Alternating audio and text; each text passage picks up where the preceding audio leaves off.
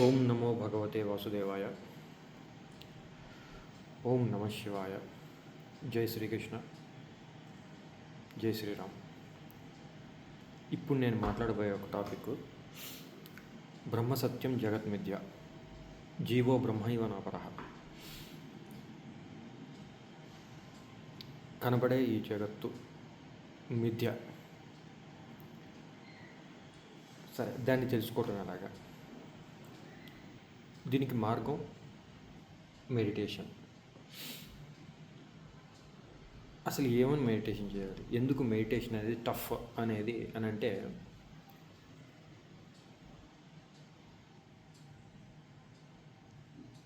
Meditation start చేయంగానే brain activity అనేది ఎక్కువగా ఉంటుంది. మామూలుగా బ్రెయిన్ యాక్టివిటీ ఎక్కువగా ఉంటుంది.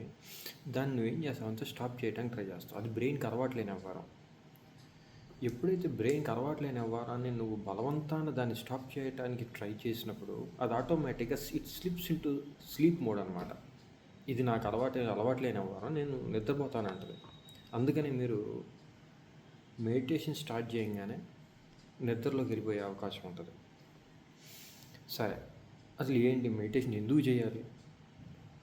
మనం మంచి అంటే షార్ప్ బ్రెయిన్ ఉండాలి, బాగా ఆలోచించాలి. ఆలోచించిన వాడే గ్రేట్ కదా. అంతలా పనిచేస్తున్న ఆ బ్రెయిన్ని ఎందుకు ఆపాలి? అయితే ఇప్పుడు మనం థియరీలోకి వెళ్తే, నీ యొక్క ఫీలింగ్స్ కానీ, నీ యొక్క బ్రెయిన్ యాక్టివిటీ కానీ అన్నీ కూడాను మట్టిలో కలిసిపోయేవి. అందుకనే యోగులు వాటికి అంత ప్రయారిటీ ఇవ్వరు. వాటిని ఒక సాధనంగా మాత్రమే వాడుకుంటారు. మనస్సును అయితే వాళ్ళు అసలు పట్టించుకోరు. నీ బ్రెయిన్ బాగా పనిచేయాలి అని అంటే ముందు జీరో ఎమోషన్స్ ఉండాలి. నీ జీరో ఎమోషన్స్ ఉన్నప్పుడు బ్రెయిన్ యాక్టివ్గా ఉంటుంది.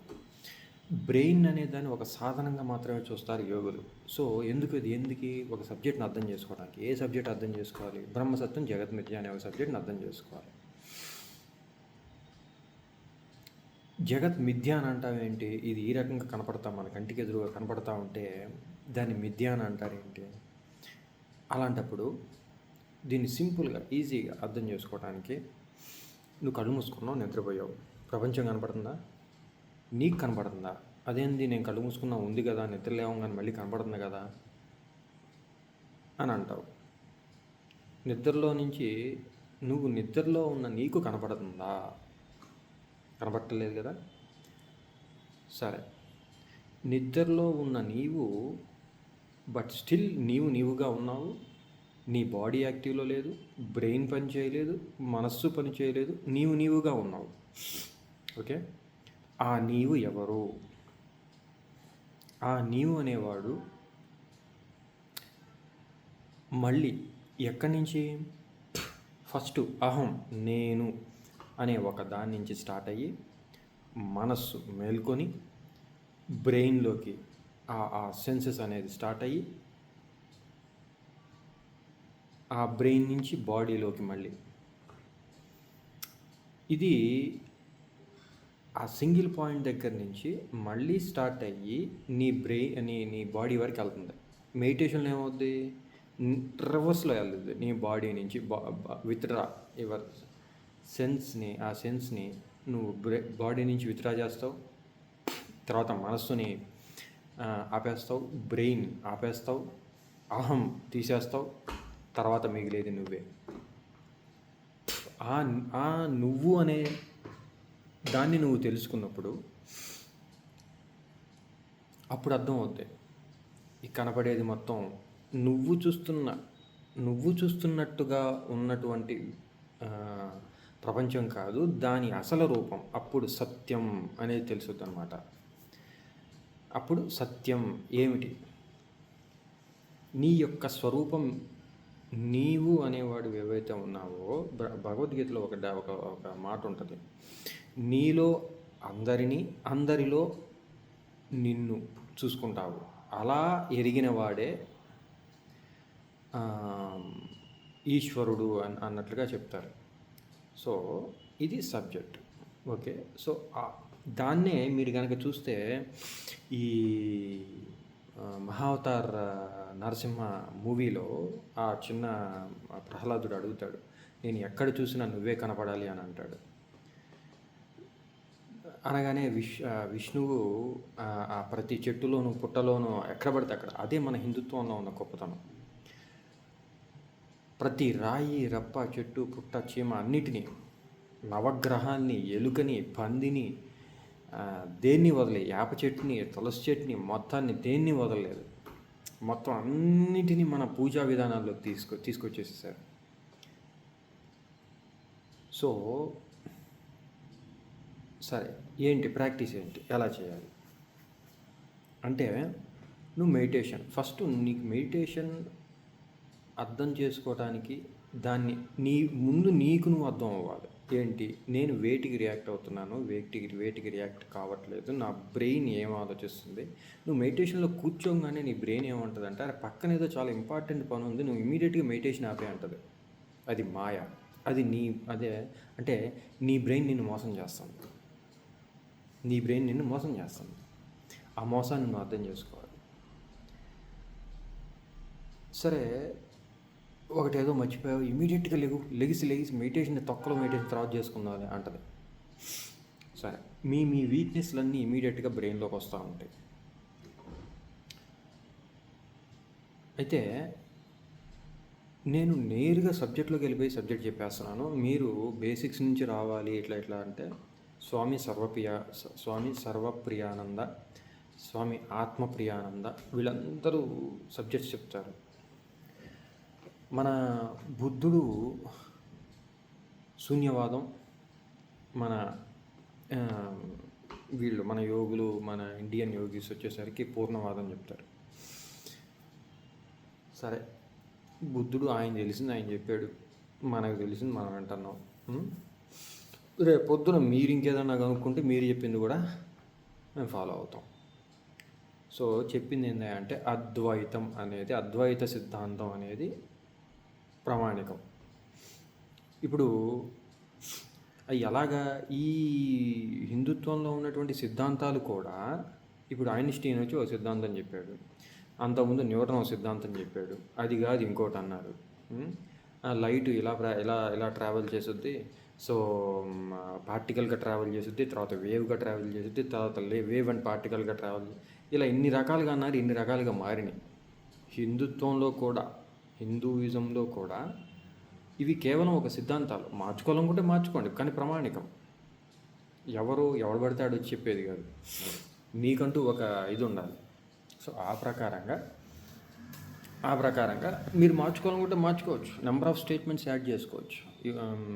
హిందుత్వం దానికి అలౌ చేస్తుంది అన్నమాట. సో అది గ్రేట్నెస్ ఇక్కడ. నేను చెప్పిందే వేదం అన్నట్టుగా కాదు. సరే, ఇప్పుడు సబ్జెక్ట్ ఏంది, మెడిటేషన్లో కూర్చోగానే మరి ఏం మెడిటేషన్ చేయాలి? బ్రహ్మాకార వృత్తి, నాకు తెలిసింది నేను చెప్తున్నా, నేను చూస్ చేసుకున్నా దాన్ని. బ్రహ్మాకార వృత్తి అంటే, ఇప్పుడు వాళ్ళు ఏం చెప్తారు, తలుచుకోగా అది నువ్వైపోతావు. సరే, ఇది ఏం తెలుసుకోవాలి, ఏంది? సరే, విషయానికి వస్తే సత్ చిత్ ఆనంద స్వరూపం అని అంటే ప్యూర్ ఎగ్జిస్టెన్స్. నువ్వు కేవల జ్ఞానస్వరూపం.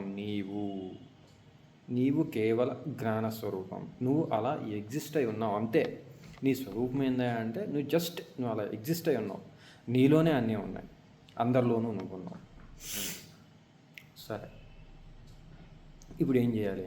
ఫస్ట్ బ్రెయిన్ని డౌన్ చేయాలి, మనస్సును డౌన్ చేయాలి, తర్వాత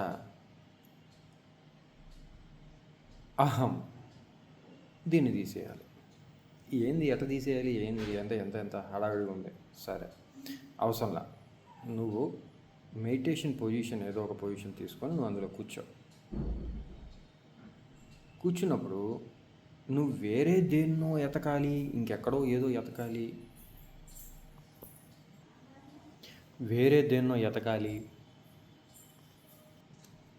అలా కాకుండా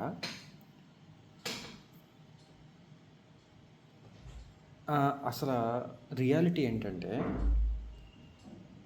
నీ యొక్క రియల్ నేచర్ అనేది, నీ యొక్క రియల్ ఐడెంటిటీ ప్రస్తుతానికి అర్థం చేసుకోవటం కోసం, ఐడెంటిటీ అనే వర్డ్ కూడా రాంగ్, నీ యొక్క స్వరూపం అనుకోండి. ఇది కరెక్ట్. తెలుగు వర్డ్ స్వరూపం. నీ యొక్క స్వరూపం అనేది వితౌట్ ఎ సెకండ్, అంటే అది చేంజ్ అవ్వదు. అది మనస్సు కాదు, బుద్ధి కాదు, శరీరం కాదు,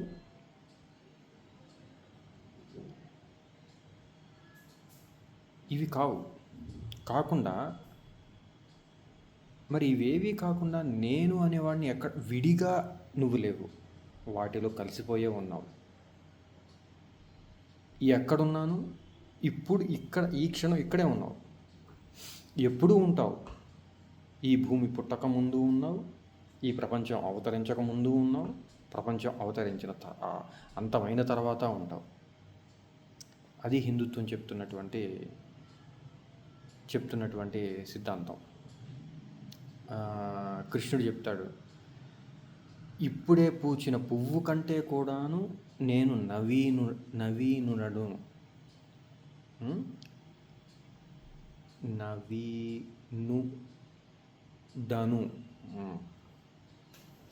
ఓకే,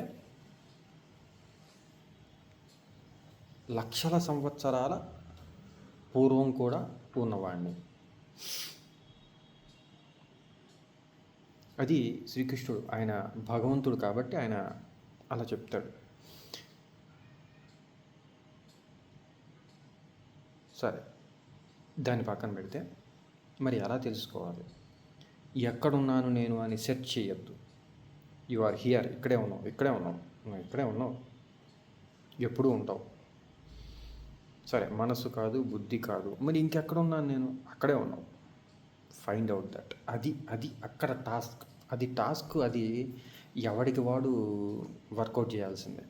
సరే, మనస్సు కాదు, బుద్ధి కాదు, నా బ్రెయిన్లో వచ్చే ఆలోచనలు కాదు, నాకు వచ్చే కోపం కాదు, నాకు వచ్చే బాధ, భయం, ప్రేమ కాదు, ఇవన్నీ పోయినాయి. నా థాట్స్ కాదు, నా మెమరీ కాదు, అన్నీ తీసేసావు. సరే, ఇంకెక్కడున్నాను? అక్కడే ఉన్నావు. నువ్వు అక్కడే ఉన్నావు.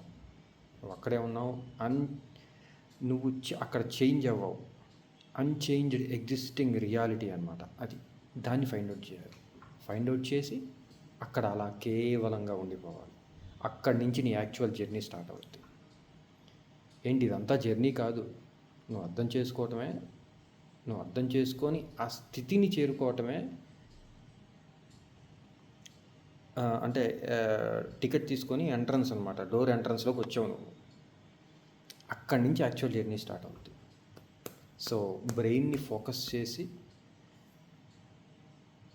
సో ఇవన్నీ బ్రెయిన్ని తీసేయటం అంటే ఎలా కాదు, మనస్సును తీసేసి శరీరం నాది కాదు అనుకొని చుట్టూ ఉన్న ప్రపంచాన్ని ఇగ్నోర్ చేయాలి. ప్రపంచాన్ని. సో నువ్వు అన్నిటినీ బ్రెయిన్కి నువ్వు ట్రైన్ చేసి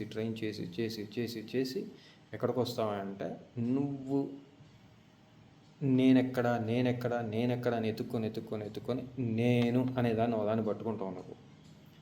ఇప్పుడు నేను చెప్పాను కదా, సరే ఇది కాదు అనుకొని, సరే నేను ఎక్కడ అనుకుంటావు, వస్తావు, ఒకదాన్ని పట్టుకుంటావు, ఇది అనుకుంటావు. సో వచ్చినప్పుడు అది ఎవరికి వాళ్ళు ప్రయత్నం చేసుకోవాల్సిందే. ఎందుకంటే ఇది గురువు నోటి నుంచి ఒక సబ్జెక్ట్ చెప్తాడు అంతే. కళ్ళు మూసుకొని ప్రాక్టీస్ చేయాల్సింది నువ్వే. ఓకే, అక్కడి నుంచి జర్నీ స్టార్ట్ అవుతుంది. నేను అక్కడ దాకా వెళ్ళాను, ఆ తర్వాత నాకు కూడా తెలీదు, నాకు ఎంతవరకు తెలుసు. Okay, bye.